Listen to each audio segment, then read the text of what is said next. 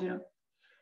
Og så hopper vi ind i lektion 4, i fase 3. Og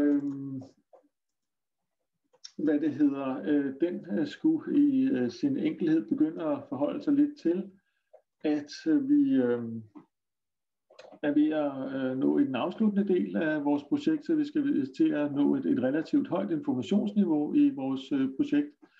Og når vi begynder at tale om højt informationsniveau og udbud, altså den del af der, hvor vi overvejer at give den information, der ligger i projektet til entreprenøren, jamen så handler det jo sådan set blandt andet om produktionstegninger.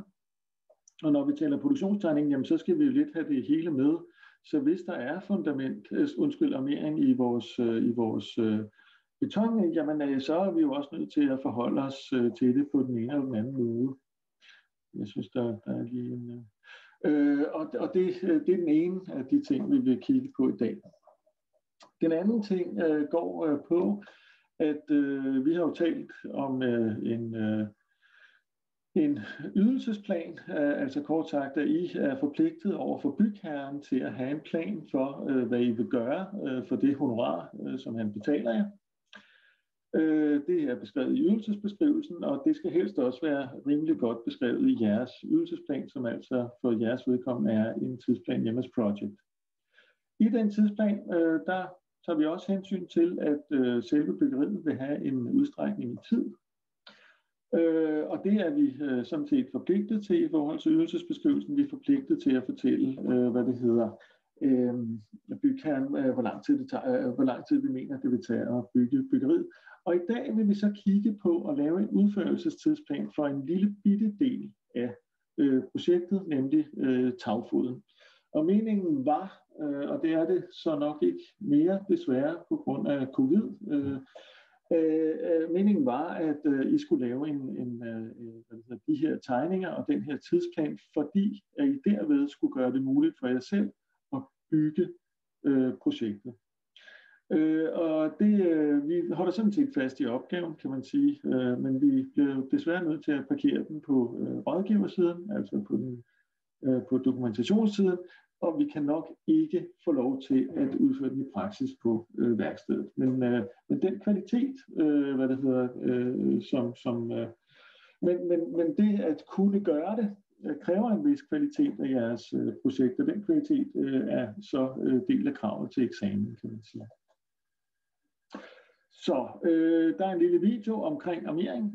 Det er mig selv, der optræder her, og jeg synes faktisk, den er fin nok til måske bedre, end jeg ville kunne gøre det nu, men jeg kommer også lige til at kigge lidt på nogle principper for armering her, mens jeg sidder og snakker om hvad vi nu snakker om her i dag. Og så skal vi lige tale lidt om, hovedtidsplanen, i forhold til ydelsesbeskrivelsen. Jeg har lige et hårdt spørgsmål lige om lidt. Og så skal vi altså tale om den her detaljtidsplan for udførelse, men kun for tagfoden. Og jeg ved egentlig ikke, der er en lille video her, og den kunne jeg jo godt sætte på, men jeg synes, at nu må vi jo lige glæde os over, at de her digitale værktøjer gør det muligt for os at se ting asynkron. Så den lille video der handler om den gruppe, som lavede den første prototype på værkstedsøvelsen tagfod, og det var faktisk et rimelig vellykket forløb, så I kan bestemt blive inspireret af at kigge på den video. Men, og her er jeg måske lidt hård faktisk, nej det er jeg jo overhovedet ikke, altså jeg tror jeg er det blødeste menneske der overhovedet findes, men altså jeg vil enormt gerne have, at I lige overvejer det som der stod på min PowerPoint, nemlig nu bliver jeg nødt til lige at share igen her, sådan et øjeblik. Jeg havde lige 3 spørgsmål til jer her. Og det ene det er, kunne hver gruppe komme med et eksempel på anvendelsen af modellen i jeres beregninger? Kunne hver gruppe komme med et eksempel på anvendelse af beregning i modellen? Og kunne hver gruppe forklare, hvordan sammenhængen er beskrevet i jeres ydelsesplan? Nu har jeg skrevet øvelse 5 minutter, og jeg må sige, indtil videre, så synes jeg, at det har været lidt tungt med dialogen her med holdet, ikke? Altså, og det skyldes helt indlysende også mediet, kan man sige. Men prøv lige at overveje de her spørgsmål, fordi de er i virkeligheden centrale i forhold til projektering og bind, og de spørgsmål, jeg vil stille til eksamen. Så lad os lige sige, at vi vender tilbage til det. Men ellers så er det bestemt meningen, at I, på baggrund af det, vi snakker om nu, kommer til at øge jer lidt i at lave nogle samlingsdetaljer af kursets knudepunkter. I armerer terrændæk, samling, væg og dæk og fundament, altså strængearmeringen, Og så er der jo, har vi jo stadigvæk det her bøvl med, at vi under visse omstændigheder er nødt til at anvende masks, regions og måske også detail items i 2D-detaljering. Men ellers så skal vi også kigge lidt på at lave den her udførelsestidsplan for en tagfod. Hvis vi er meget hårde på at lave objekterne rigtigt, så behøver vi ikke tilføje særlig meget.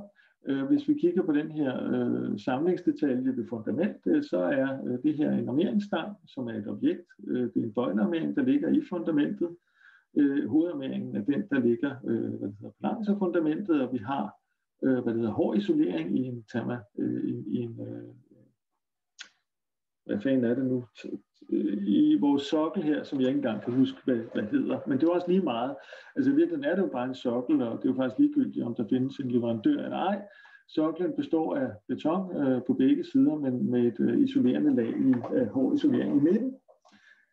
Og den er så jo understøtter så den bærende del af indervæggen fuldt, og vi har et fint lille overlap her, således at vand kan undslippe for, når det løber langs teglvæggen, og så har vi almindelig murisolering indeni. Og så kunne vi have diskuteret, om der måske burde have været et lille, ikke ventileret lag, men et lille lag her, hvor at fugt, eventuelt kondensering kan løbe ned, og så kunne man jo overveje en stusfuge, altså en lodret fuge, som man tager ud, således at der er en form for ventilation, der kan sørge for, at den damp kan forsvinde. Men jeg vil jo, og nu ved jeg ikke, om jeg har diskuteret det her fænomen med stusfuger og mellemrum her med rune, men det er faktisk stadigvæk en diskussion, hvad der er byggeteknisk rigtigt at gøre i den her forbindelse.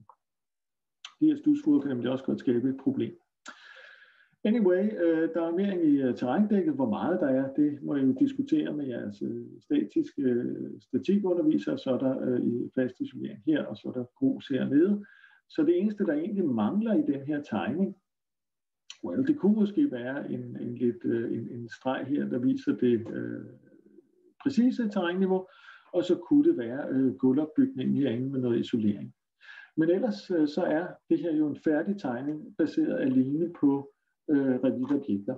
Og så kan I overveje at indføre en note her, hvor I for eksempel kan skrive noget om, at puslaget på indersiden af jeres betonvæg er også den måde, I tætner huset på, hvis det er sådan, I gør det. I kan også komme med et note om den radonspærre, der skal ligge her, som man så jo også kan overveje at komme på. Og I kunne også godt fortælle noget om, hvordan den ikke bare er radonspærre, men faktisk også er dampspærre. Så kunne man skrive noget omkring sokkelhøjden over terræn, og man kunne lave en note om, hvor højt terrændækket er over terræn. Fordi det handler lidt om, at den her kode her, den er temmelig væsentlig for, hvordan det samlede hus egentlig skal bygges. Og så har vi jo talt tidligere omkring signaturer, men det jeg så skriver her, det er at se henvisning af keynotes, og der er keynotes på alle objekterne her, men det er ikke kun på objekterne, i virkeligheden er det på alle materialerne. I kan også lave en material keynote. Det er ligesom niveau 2 af det, vi har talt om, hvor vi har talt om, hvordan I kan lave en keynote til bygningsdelen ydervæg. Jamen så kan I også lave en keynote til hvert enkelt af de materialer, som bygningsdelen består af. Og med øvelserne her i sidste uge, jamen der er jo noget ret langt i jeres overvejelser omkring de specifikke materialelag i bygningsdelen og i huset. Og det kan I jo føre videre i forhold til de keynotes, som I laver. Og vi har jo gennemgået, hvordan man laver en keynote, kan man sige, og hvordan man editerer en keynote. Så I kan altså godt udvide jeres keynote-bibliotek med materialer, og I kan dybest set bruge den samme fil til det. Og så er der jo det her med at lægge armering ind. Armeringen kan kun blive placeret i bærende bygningsdele, altså det skal være et kryds i boksen structure for bygningsdelen, for at vi kan lægge armering ind. Og det er jo selvfølgelig sædvanligvis mest mening at lægge armeringen ind i beton. Selvom vi også godt kan have armerede tegloverliggere, så man kan også godt forestille sig at lægge armeringen ind i tegl, lige præcis hvis det er placeret over vindue. Og så når man har gjort det, så kan man gå ind under Visibility States for det her objekt, og så kan man sætte et kryds i View as Solid, hvis man vil, og så kan man altså også få en meget fin 3D-visning af armeringen med de rigtige dimensioner, og ellers så er armeringen bare vist som en stregsignatur, lidt ligesom vi jo også kigger på føringsvejen som stregsignatur i de fleste tegninger. Men så er der jo netop de her 3D-tegninger, hvor det kan betale sig at se dem i 3D, så man kan få en rigtig god fornemmelse af, hvad der foregår. Der er en lille video til, hvordan vi får styr på, strengarmering, bøjlearmering og den her stang, der binder vores,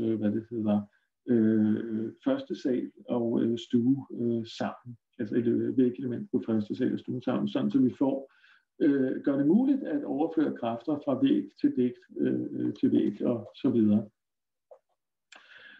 Så der er det, jeg vil sige, når I skal forstå, hvordan jeres hus fungerer statisk, så vil jeg sige, at når I har lavet den der armeringsøvelse, så har I brugt så meget tid på at gøre det, at I helt sikkert også forstår den statiske implikation.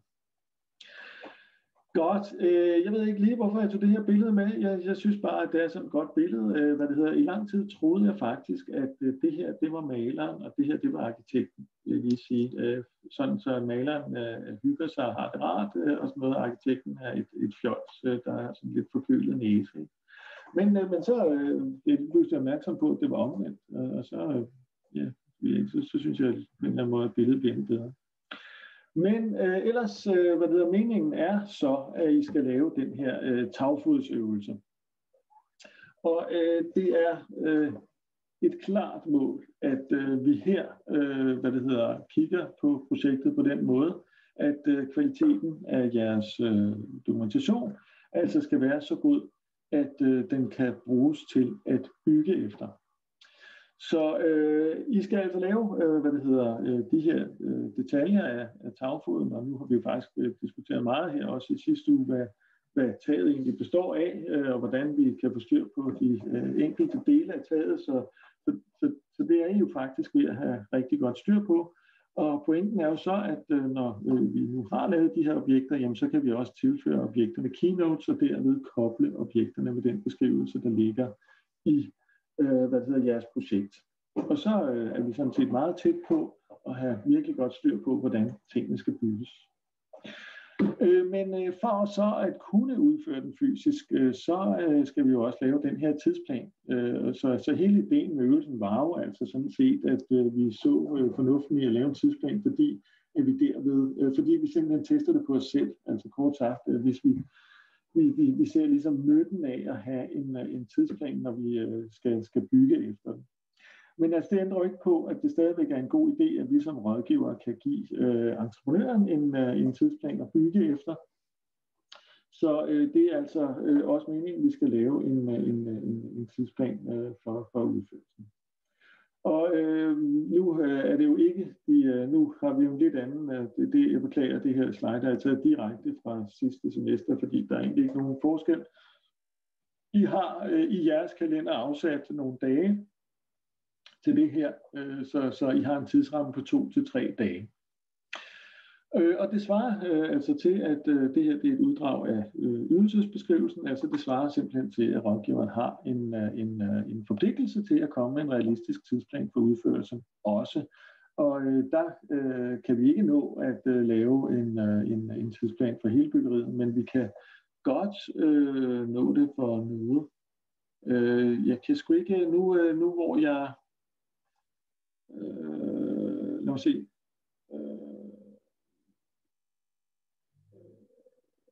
Okay, jeg ved ikke. Det I kommunikerer lidt med hinanden. Hvad det nu? Der er et spørgsmål der. Var øvelsen til i dag obligatorisk? Nej. Det eneste, der er obligatorisk, er jo sådan set, at I kan de ting, I skal kunne til eksamen, kan man sige. Så hvad det hedder... Han er så kikset. Han sidder hjemme. Så han satte det der. Spændende, ikke? Hvad det hedder, nej, nu bliver jeg lige fyldt en lille smule af. Jo, hvad det hedder, nej, øvelsen til i dag er ikke obligatorisk, den er bare nødvendig, hvis I vil have et 12-tal til eksamen, kan man sige. Ikke? Men altså, I prioriterer sådan set selv, ikke? Altså, om I vil sætte alt ind på matematik, eller statistik, eller ledninger, eller hvad I vil, ikke? Og på samme måde, så, hvad det hedder, hvis I vil have styr på revidtdelen, jamen så kan man da godt sige, at de øvelser, jeg giver jer, de er obligatoriske.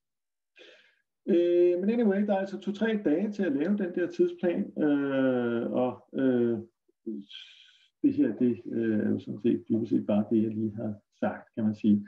Men for at kunne gøre det, vil jeg godt lige minde om, at I skal altså lave det her bygningsdelsnotat, og det skal være meget præcist, fordi at der jo lige pludselig er enormt mange komponenter i det her tag. Vi har nemlig ikke talt om alle sammen. Vi har et vindbræt her for eksempel, der sørger for, at der er passage af ventilation hele vejen herfra og op over jeres jeres isolering. Og det er jo også en byggeteknisk dims, der skal laves, og det kan godt laves som henholdsvis et tagobjekt og et vægobjekt, hvis I vil lave en tømret opbygning her. Det styrer I selv, men de her beslag, det kan godt være et detail item på en 2D-tegning, som I altså kan finde under Families Detail Items. Men det er kun noget, som I har brug for at vise på en 2D-tegning. I det omfang, I har diskuteret med jeres statiklærer, hvor mange søm der skal være i en sømplade for at kunne lave en samling imellem spærrefod og spærrehoved, så er det selvfølgelig en god idé at lave en 2D-detalje af det. Og der vil jeg faktisk sige, at hvis det her det er noget, som vi diskuterer med jeres bygningskonstruktionslærer, så vil jeg nok mene, at det her det fortjener at være på en selvstændig tegning, altså en selvstændig K09-tegning, hvor vi kun har spærrefod og spærrehoved og kun viser antal af søm og størrelsen af sømplader og sådan noget. Men for at kunne bygge jeres tagfod, så er I nødt til at lave den her samlende tegning, hvor vi sådan set kan se alle komponenterne. Og der er jo mange, som I kan se, det her, det er jo noget, som I også godt kan finde information på trækad og murtag, som vi har talt om tidligere, som vidensdatabaser for jer. Og det der jo så er pointen, og nu skal vi jo ikke glemme, at vi ud over at lave det her lodrensnit, også skal kunne lave et vandrensnit i vores tag, fordi det giver altså godt nok en bedre forståelse, hvis vi også kan se, hvad der foregår imellem de to spær, særligt hvis vi har et fast undertag, som vi har her. Ikke? Altså, hvordan kan vi hæfte det her faste undertag på spærrene, og hvordan har vi et undertag for vores tagbeklædning, og hvordan har vi så også en afstandsliste, der holder de lægter, som tagbeklædningen ligger på. Og det er så tagbeklædningen heroppe. De ting kan I jo faktisk se ud af de her 2 tegninger meget præcist. Og pointen er simpelthen, at de tegninger i kombination med jeres beskrivelser, gør det muligt at bestille byggevarer fra for eksempel Stark, som så er DTU's leverandør her. Det er ikke for at lave reklame. Men pointen er sådan set, at med lige det her slide, det er bare at vise, at det jo altså handler om materialleverancer det her, så jeres dokumentation skal simpelthen være af så høj en kvalitet, at alle de komponenter, der skal bruges til taget, de kan bestilles og altså også udføres, så det vil sige, at vi skal have styr på den her geometri, som vi viser i tegningerne. Når I så har fået styr på det, jamen så er tiden kommet til at sige, okay, vi har en hel masse spændende dele her, der skal sættes sammen. Vi har en tidsramme, der hedder 2 til 3 dage. De ting, som I, altså de komponenter og materialer, som jeres tag består af, det er jo dem, som I beskriver herude. Og det I så skal have fundet ud af, det er, hvor lang tid tager det at gøre de her ting. Det er noget, I skal forholde jer til. Hvor lang tid synes I, det skal tage for jer at bygge det? Og i hvilken rækkefølge er det smart at gøre det? Og nu har jeg hjulpet jer lidt, og jeg kommer også til at lægge den her. Nej, det tror jeg egentlig ikke, jeg behøver egentlig. Men nu har jeg selvfølgelig hjulpet jer lidt ved at, vise jer. Det kan også godt være, at I får den her, ikke? Men jeg har hjulpet jer lidt ved at give jer den her rækkefølge, fordi selvfølgelig vil tidsplanen nøjagtigt, ligesom ydelsesplanen, til afsæt i, at vi har en progression i udførelsen, sådan, så vi starter her, og de ting, der kommer hernede, det er noget, der kommer senere. Men der er ingen regel uden undtagelser, og det kan være, at der er nogle af de ting, der foregår her, der løber over hele forløbet, og det kan også godt være, at der er nogle af de ting hernede, som man er nødt til at overveje heroppe i starten. Det er det, tidsplanen går ud på. Tidsplanen går ud på at kunne overskue sådan nogle ting. Så det, og så handler det jo lidt om, at hvis vi højreklikker herude, som vi har talt om tidligere, så får jeg adgang til, til også at kunne taste for eksempel arbejde i timer, ikke? Altså typisk så er varigheden jo i dage, men arbejde i, MS Project bliver jo tastet i timer. Og så kan I jo også holde øje med, at I skal jo allokere gruppen til arbejdet, kan man sige. Altså der er nogen, der lægger dampspærrer, der er nogen, der murer mur. Og det I så skal huske på, det er, at I ikke kan lave 2 ting samtidig, med mindre at I altså justerer det timeantal eller den procentdel af jer, der arbejder på en aktivitet. Altså i virkeligheden kan jeg sådan set godt lægge dampspærrer og mur samtidig, selvom det er en rigtig dårlig idé. Så kan jeg teoretisk set gøre det, hvis jeg her under units giver mig selv 50% til hver. Så kan jeg godt slippe afsted med at gøre det, fordi så synes jeg med Project jo bare, at jeg arbejder 100%. Men altså, I skal selvfølgelig lave en realistisk tidsplan. Ja, og så var der et par ting her, som jo altid er smarte at overveje, nu vi taler om det her med at kunne se ting eller ikke se ting, så er det her afsnit i Revit sådan set rigtig godt at studere. Men ellers så har I jo talt lidt til her med omkring dimensionerende varmetab. Hvordan kan jeg få den information ud? For eksempel, det er det, jeg lige vil vise lige om lidt. Og I er jo også nødt til, og her er mit forslag klart, at I tager afsæt i jeres rumskemaer, og så bruger rummene til at definere vægtyperne. Nu talte jeg jo lige før om, hvordan man kan definere en lokation ved at bruge grid lines. Det er en god idé, når vi taler bærende bygningsdele, men når vi taler dimensionerende varmetab og transmissionsarealer, jamen så er det jo lige pludselig rummet, der er interessant, fordi det er rummet, der skal varmes op. Så hvordan vi, om jeg så må sige, identificerer objekter, det afhænger jo lidt af situationen. Så jeg vil lige om lidt snakke lidt om, hvordan vi får styr på en væg og et rum i forhold til at kunne lave en schedule, der kan hjælpe mig med mit dimensionerende varmetab. Og så er der også noget med, at det her med vinduer, hvordan er de egentlig orienteret? Det betyder også noget. Det er jo også en information, I har brug for til jeres BI18 energirammeberegning. Så det kunne vi jo også lige kigge på. Jeg ved ikke, om I har nogle spørgsmål til det, jeg lige har gennemgået.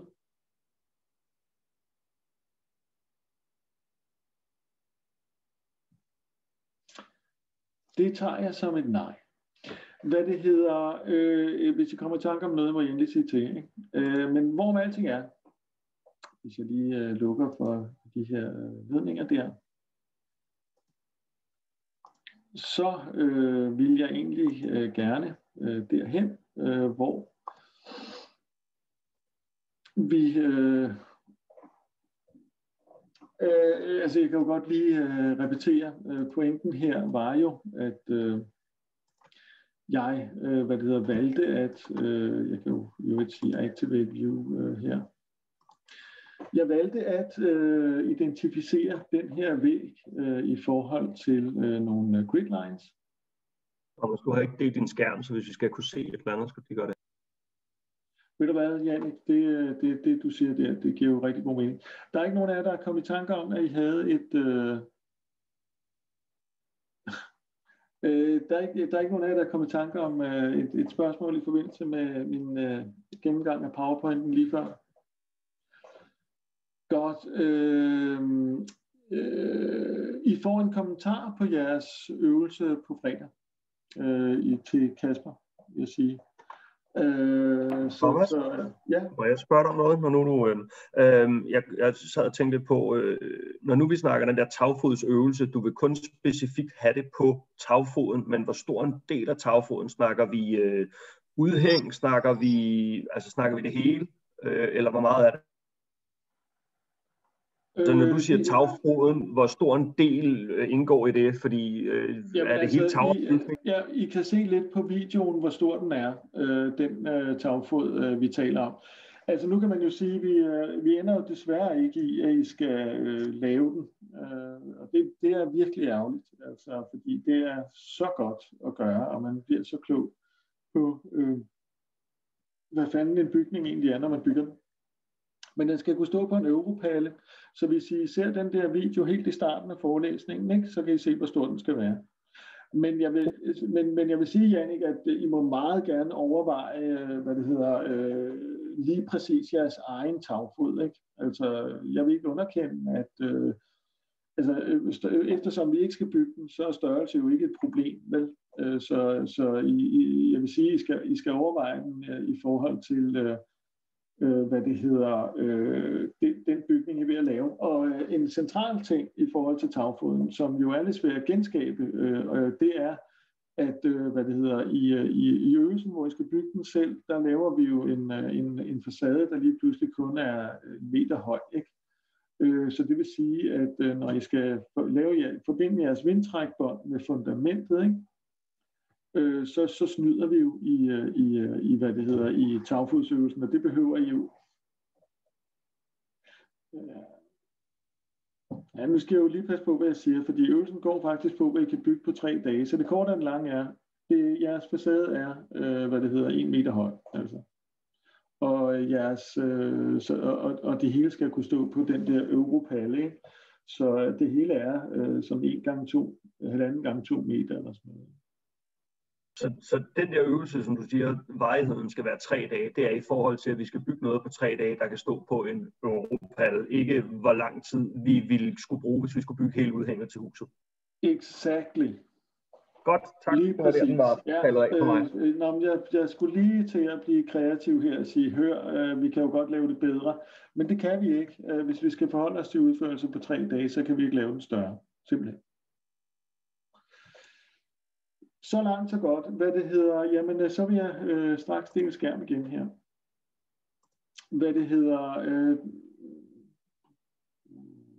Nu synes jeg bare, at min skærm er sort. Kan I se min skærm? Det er den også herude. Din skærm er sort. Det var sgu da underligt. Hvorfor er den nu det?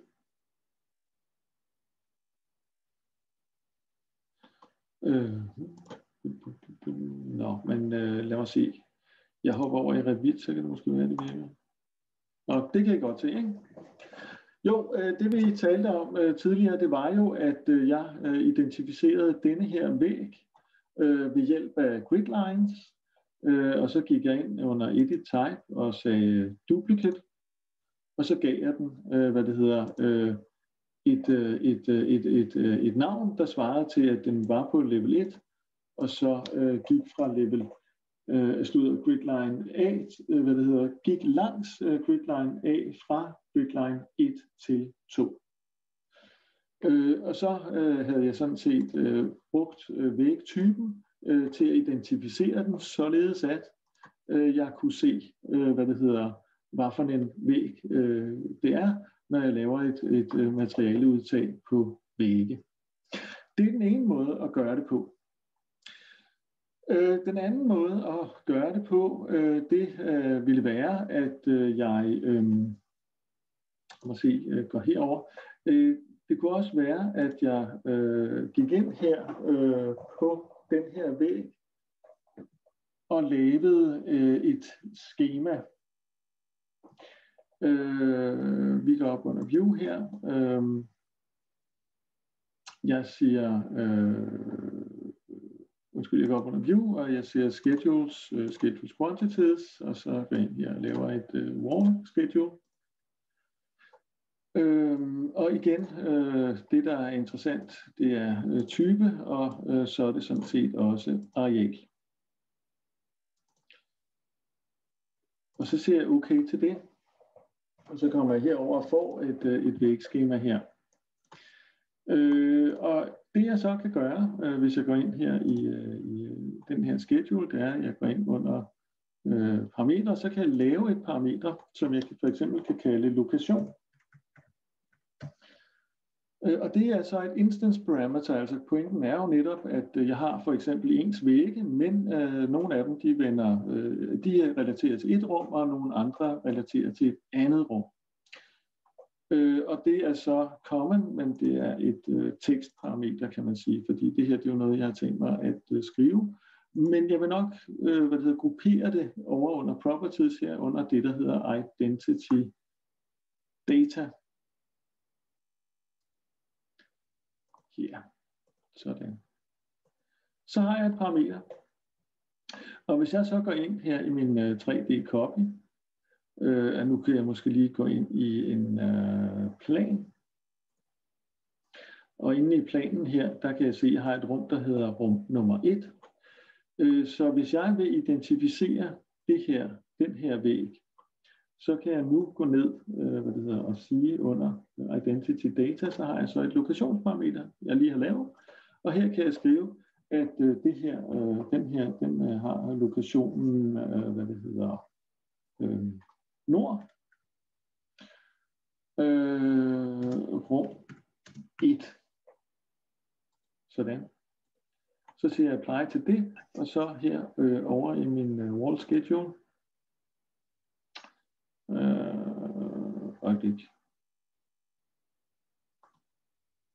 I min wall schedule 2, som jeg lige har lavet, ja, så kan jeg lige pludselig se, at jeg altså har et lokationsparameter, der hedder nord 1.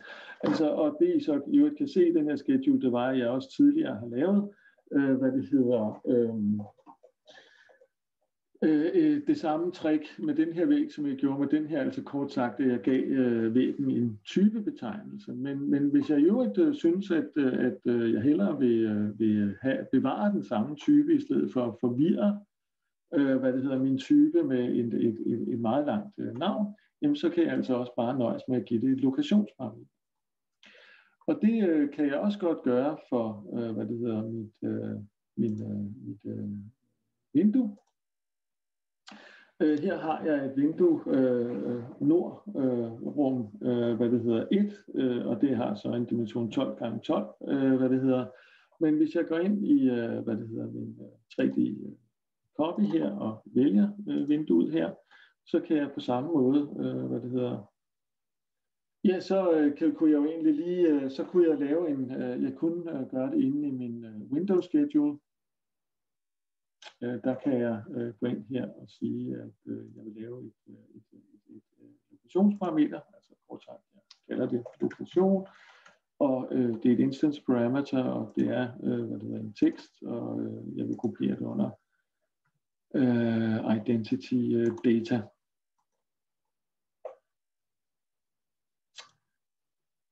Nå ja, så får jeg det her problem, som er, at det her parameter findes allerede, fordi at jeg har givet det til min væg. Så jeg kan ikke komme udenom, at jeg bliver nødt til at kalde det for lokation vindue.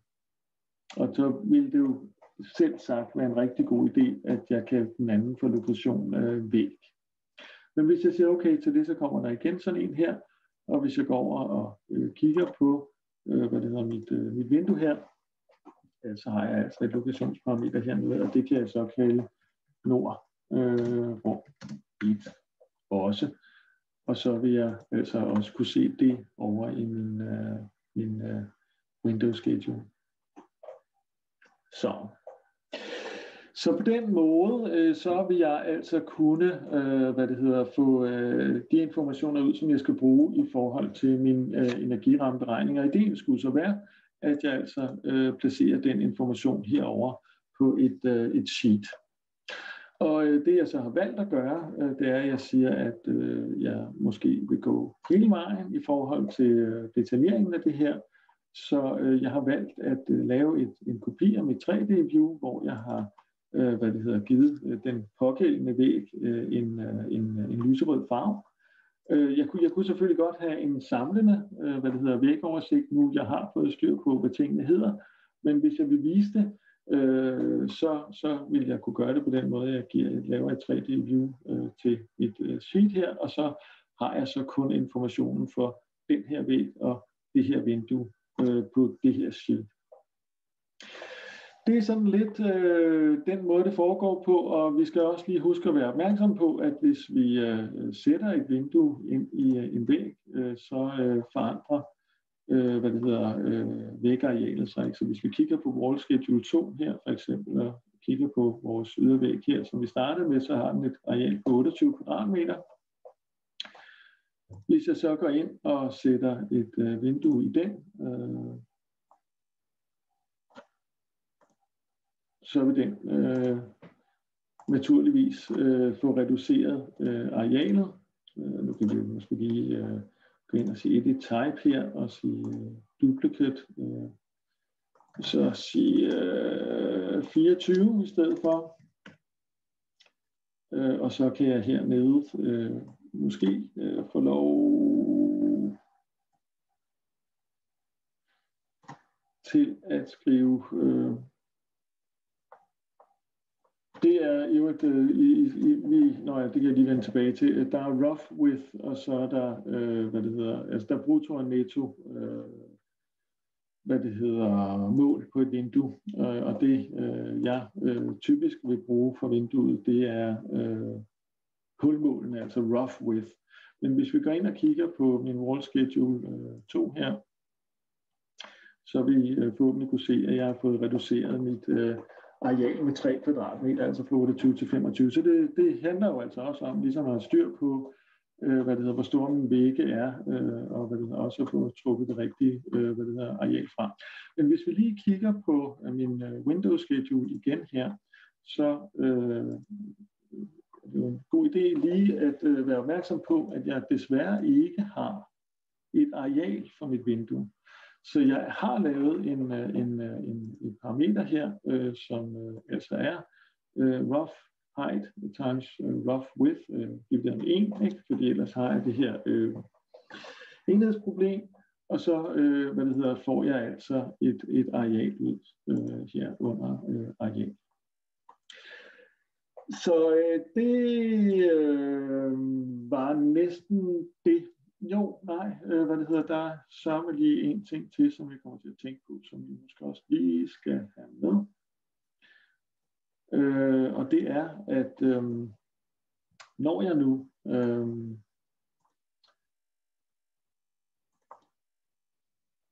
kigger på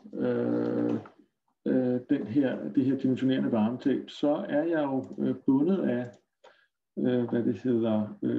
det der står i DS 418 omkring dimensionerende varmetab. Så jeg skal også være sikker på, at og det her, det betyder, at jeg formodentlig er nødt til at lave en model, en K08-model for dimensionerende varmetab.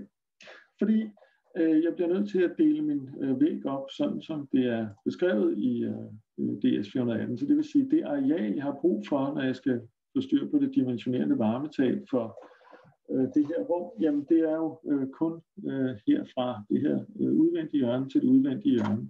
Og hvordan gør jeg så det? Jamen det gør jeg ved at bruge funktionen split. Så det jeg har gjort, det er, at jeg har lavet et split der og der.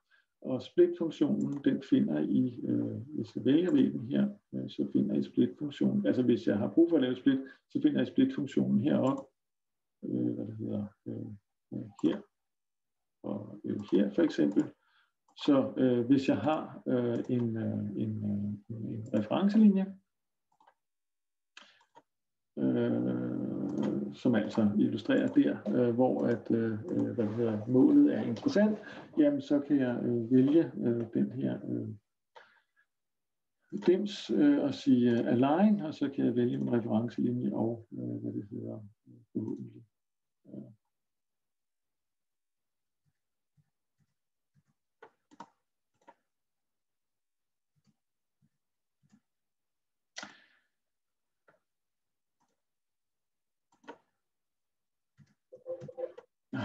Det var da irriterende, hvad det hedder, men så kan jeg selvfølgelig også bare gøre sådan her, hvis det skal være, ikke?